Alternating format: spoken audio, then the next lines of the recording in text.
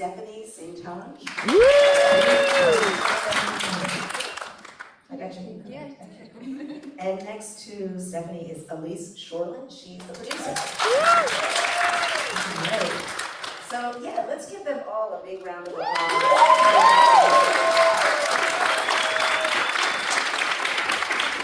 And I'm Sarah Lomax. I'm the president and CEO of WURD Radio here in Philadelphia.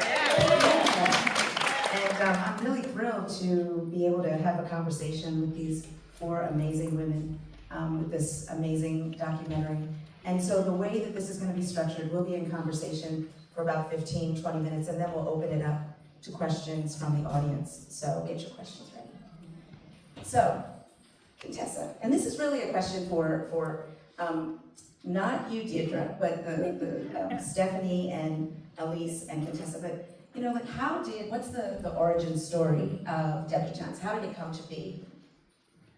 So I was brought on to this project with our partners, NBC News Studios, and they were developing, a producer named Reniqua Allen Lamphere was developing storytelling around just daily Black life. She was looking for particularly like middle class Black life stories, and she stumbled across an article in the Canton Repository, which is the local newspaper in Canton, Ohio, about the women who were attempting to revive this Cotillion tradition. In Canton, they had their Cotillion since the early 70s, and then in 2012, it had, they had the last one, it died off, and it had been a decade since they had this in the town, and these women were really adamant about bringing it back and bringing this programming to the young women of their community, mostly because they saw just a gap in any kind of programming for young people, and in particular for Black women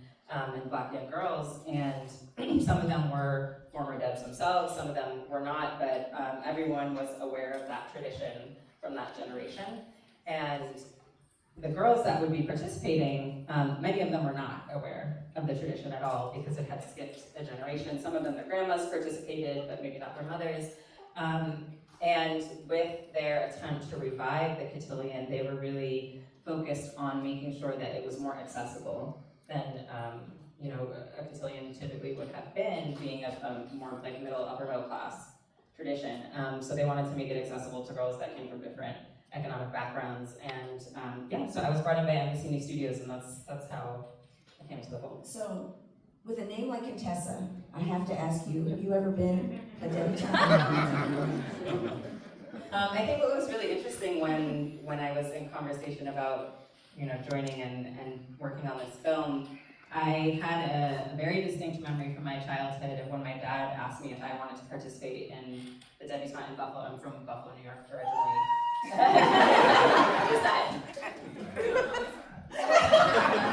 The Cotillion in Buffalo, and I didn't know anything about it, and I asked him, what is that about? And he said, well, anyone who's anyone's daughter in society would be a part of it. And I was like, ooh, that does not sound good to me. It didn't sit well with me the way that he kind of positioned it as like, this is your opportunity to be shown off to society. I didn't appreciate that. But what I did appreciate later, especially as I was like applying for colleges and he was pushing me to go to HBCUs and all this kind of stuff, was that he really wanted for me to be in community with other Black girls and with women who looked like me and came from the background that I came from in those very formative years of my life where I was figuring out who I was and shaping my identity. I went to private school with all white people, and he saw like the gap and what was happening socially for me, and I don't think he was able to articulate at the time that that's what he wanted for me, but I missed the boat.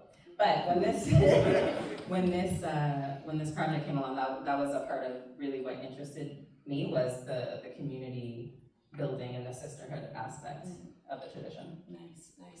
And so I have a special question for you, Deirdre, but I'm going to go to Stephanie next. Like, how did you get involved in this project, and what were some of the surprises that you had to navigate?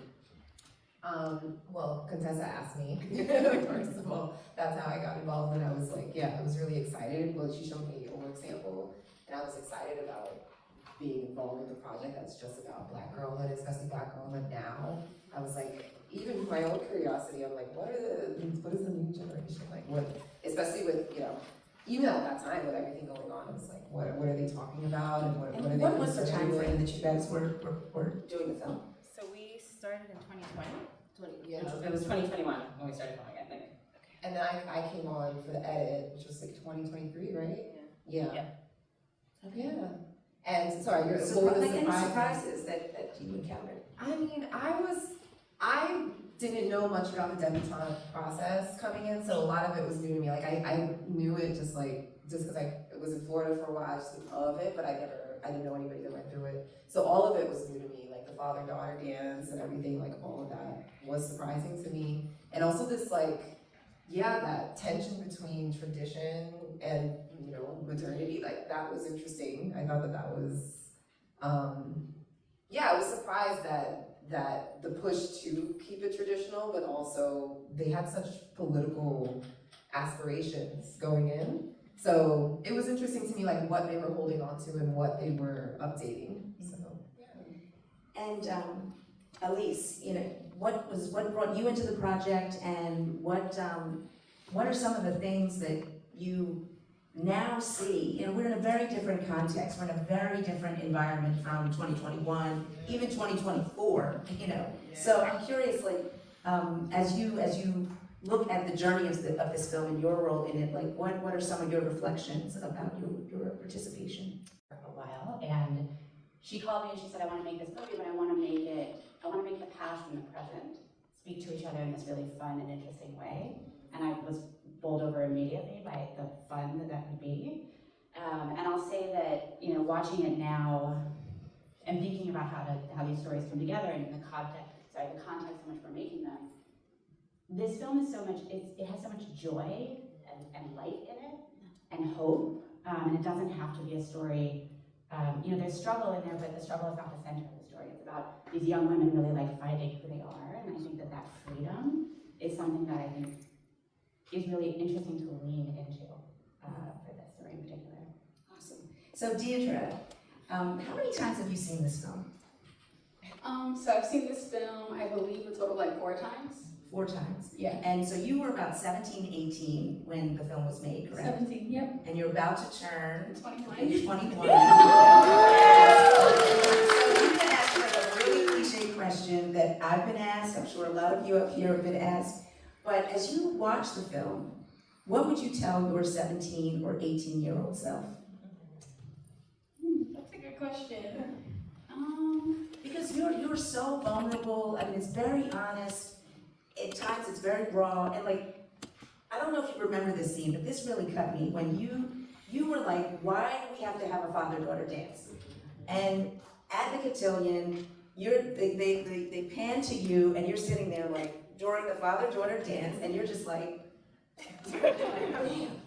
and I would imagine it's really challenging to watch yourself experience it. So I'm giving you time to think. So what would you tell your 17 or 18-year-old self? I guess I would probably tell myself to be open to the other possibilities.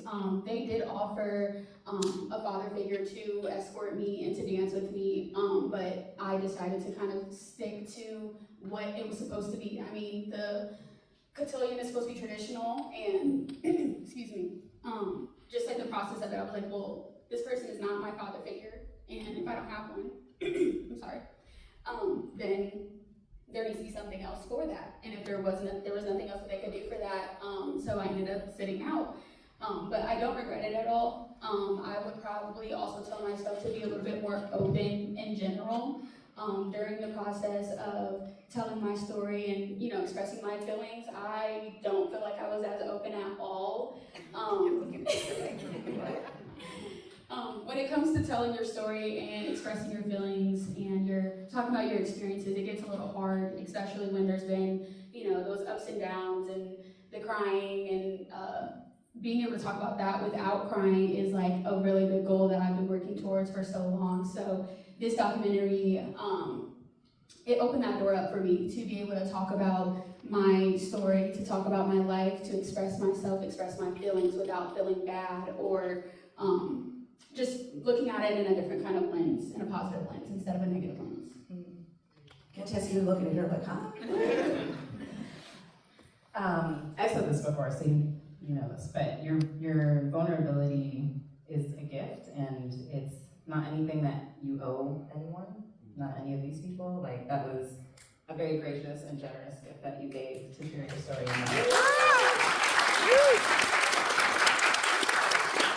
So Contessa, like that, let's lean into that for a minute, because there were so many scenes of deep vulnerability, deep honesty, not just with Deirdre, but with all of the young women. And, you know, how did you create an environment? How did the team create an environment where they felt like they could be their true, authentic selves and expose kind of these really raw experiences that were traumatic in some cases? Like, how did you cultivate trust? It was funny because going into the project, I was like, I'm young, they're gonna think I'm one of them, and they're gonna trust me, they're gonna open up. And then come to find out that I'm like the same age as some of their moms. And you know, but I think it was a few things. You know, we were a very small crew in the field, very intentionally. I was the DP for most of the verite material. We also worked with Brittany Shine, whose film Seeds also played here at the festival. She was an incredible DP as well.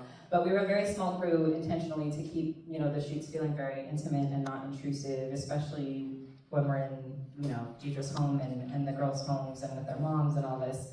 It was different in the group settings because they were much more like, you know, just free in those spaces. And there was also an element of wanting to make sure that the girls felt that they had some kind of agency and ownership over their own presentation. You know, so much of the themes in this film are all about like presentation and how you want to present. So pretty early on, I think we landed on the idea of just asking them to do video diaries, send whatever modes of like their own self-documentation that they felt comfortable with, and that also opened up in different ways. It depended on the girls. I think Amelia like really opened up to like the video diaries. Deidre was more about the TikToks, like when they express myself in dance. But it was just another offering and an entry point for them, besides when I was there with the camera, for them to feel like they could express themselves.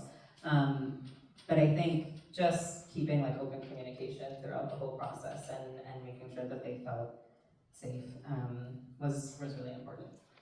And Stephanie, in terms of the editing process, because Contessa mentions, you know, the different kind of the diaries and the TikTok, and there was archival video, and there's this blending. And what I thought was really fascinating was the film was, to me, one of the themes was transformation. And I'm curious, in the editing process, how did you bring all of those things together, the dream sequences and the you know, archival and all of those things to make it kind of seamless and to really tell that story of transformation? Well, you know, Contessa was really, it was her vision from start to finish, and she was really great at picking, you know, exactly what she wanted and what she wanted to incorporate like from the beginning. And so I think the majority of the editing process was like figuring out the structure. It's like we had the scenes kind of laid out pretty early on in the process, and it was really like moving things around and figuring out everyone's story. And then, yeah, once we had the story, once we understood the journey that each of the girls were on, I think all of those elements made more sense and how they could be incorporating and how they could be moving us into another era or another part of the story. Like the chaptering, for instance, I think that was a little later, like figuring out, once we chaptered it, that kind of made everything much easier to understand like where everything goes, because we had these segments that we could work off of. Yeah, go ahead. And I'm gonna get ready to open it up to questions because it's already 2:23. I just want to say that Stephanie has such a gift for connecting, the way that she connected like the archival moments with the TikToks and had like movement and motion and even just like facial expressions connect to each other from, you know, the older material to the contemporary material. That like mining for all of those little details that would like connect is such a gift that Stephanie has, in addition to everything that we have to go through to figure out the structure. We got a cut and it had the archival voice in the daydream, and now it feels so obvious, but when Stephanie sent it to us, it was like, oh yes, like that's the past talking to the present and the future, and that for me was the moment where I was like, this film is coming together. So what is the collaboration between you and Stephanie and Elise, like, and the rest of the team? Like, who, you're clearly like the quarterback, you're the coach and the quarterback, and, but I'm just curious, like, you know, how do you interact? I'm not a film person, so I'm just curious, like, producer, I know what the editor does, but like, how do you interact with everyone?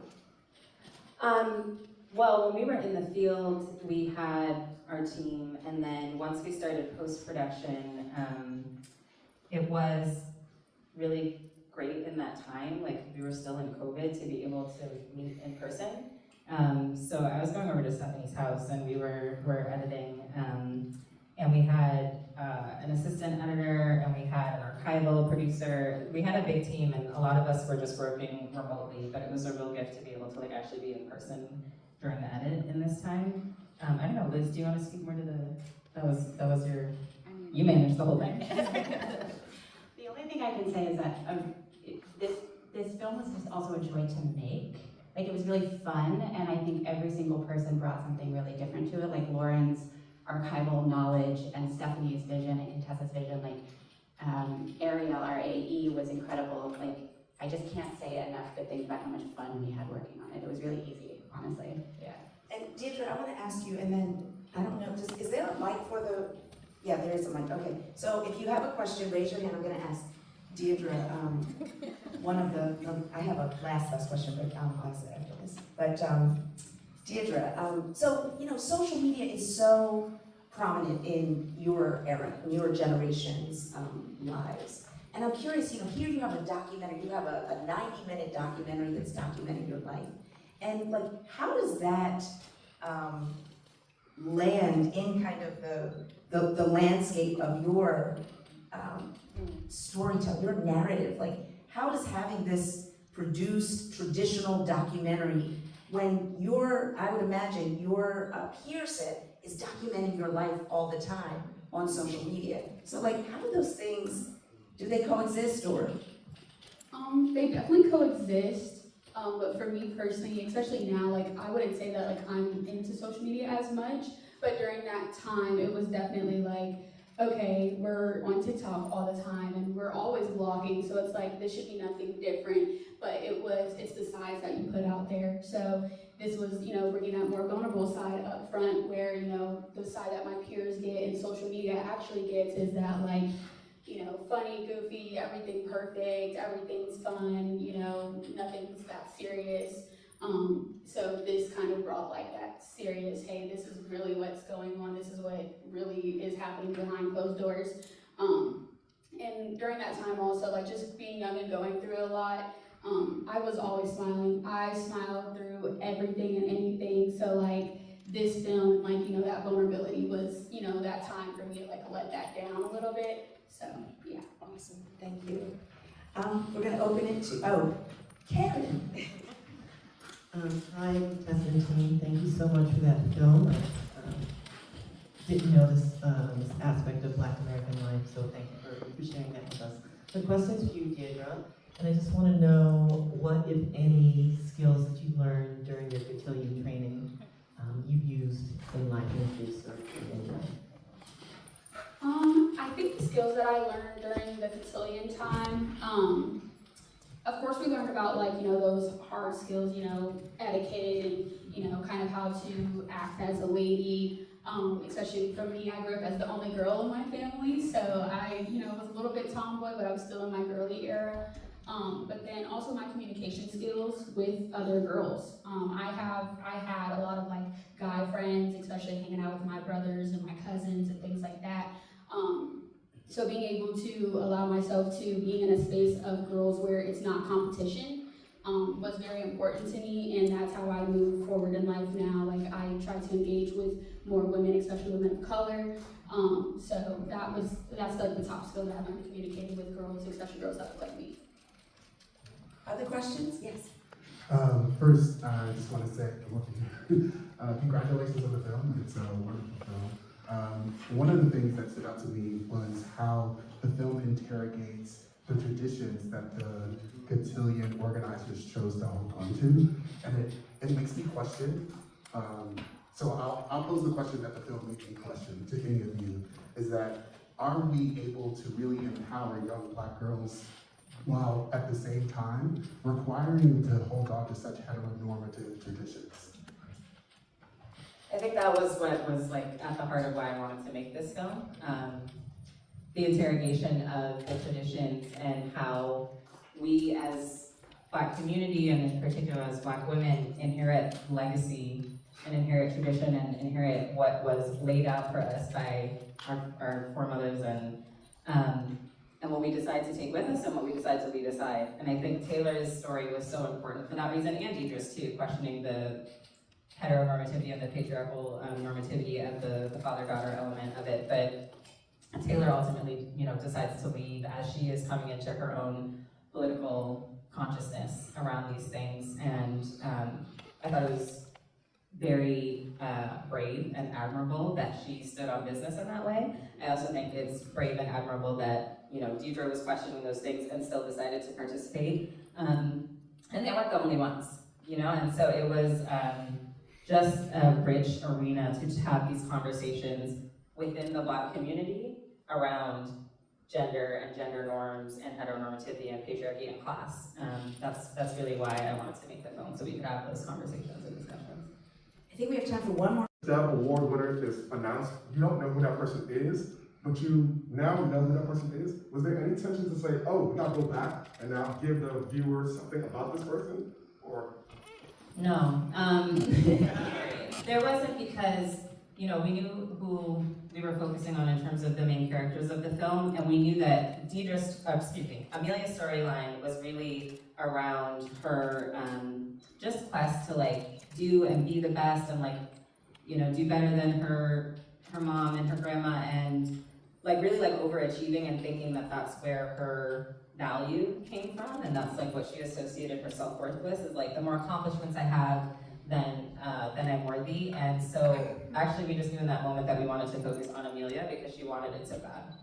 And whether she won or not, Brittany Shine, who I mentioned is our other DP on the film, she was just trained on her for that moment. It didn't necessarily matter who else might have been in contention. We just knew that that was so much a part of the storytelling around Amelia, and the very relatable, I found very relatable kind of quest for achievement, and thinking that that's where your value lies because that's what society tells you, and her reconciling with that after she doesn't win and knowing that she's still worthy. So as we get ready to wrap up, Contessa, and this is really for everyone, it's really kind of a business question, because your Songs from the Hole is about to debut on or be distributed on Netflix. August 13th. Oh, wow. And you have a really wonderful body of work. And so you've worked with CNN, with Procter & Gamble, and I'm wondering, from a business standpoint, how do you structure your work so that it is you get these distribution deals? Are you thinking about that at the outset, at the front of the process, or you just have a great team around you that is able to find those partnerships and those strategic relationships? I don't do that. I don't go into a project thinking what is the kind of commercial outcome of this, especially not for Songs from the Hole. That was just something that we hoped and knew would have cultural impact and resonance, and somebody would catch on and buy it, hopefully, in this market, and that ended up happening, but it wasn't what informed any creative or editorial choices, the way that we moved. That was a fully independent film that then was bought. This project I came into, and it was already financed, and the distribution kind of happened because we already had studio backing attached, and some of the other projects are similar, where I just started to develop something, and then immediately there was a partner that provided an outlet to distribution. But I don't think that, obviously we want the work to be seen by as many people as possible and to reach the audiences that it's meant to reach. But I hope that we're not creating from a place of, catering to the commercial, because it's so volatile. It's a moving target, and I think it's just about making the work that you want to make and telling the stories that you want to tell and that you need to be told, and hoping that they find the audiences and places like BlackStar are a big part of that. Okay, one word answer because I know I'm getting the high sign. What's next? For everyone, what's next? I'm just gonna shout out again, Songs from the Whole comes to Netflix on August 13th. You can pre-save it now. So I recently moved to Virginia after I graduated from the Ohio State University. Now I can continue to be successful and level up. Still editing, yeah, I'm available for hire. And I'm also working, I had a film at the festival actually that screened yesterday, so. And I'm directing and producing more films. By the grace of God. Excellent. Thank you all for coming. Thank you for the panel. I just want to say one thing. We are living in horrific times. There's a rally happening at 4:30 at 6th and Market to protest against Donald Trump's erasure of Black history in Philadelphia at the Independence Mall area, where there is a monument to the enslaved Africans who were enslaved by George Washington. And they are actively trying to erase that history. So if you have a minute, 4:30 today at 6th and Market, which is not that far from here, there's an important rally. And let's keep doing the work. You all are amazing. You all are amazing. Thank you, BlackStar.